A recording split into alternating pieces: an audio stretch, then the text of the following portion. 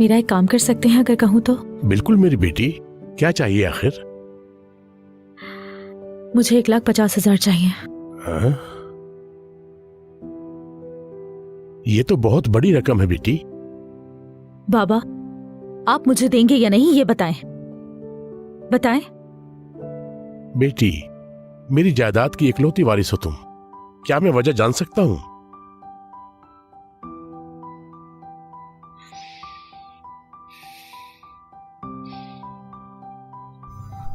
किसी को देने हैं मुझे। किसे? एक तो आप कहते हैं कि सब कुछ मेरा है, तो सवाल क्यों पूछते हैं फिर? मैं तुम्हारा बाप हूं, जानना जरूरी है। इरफान को देने हैं। क्यों?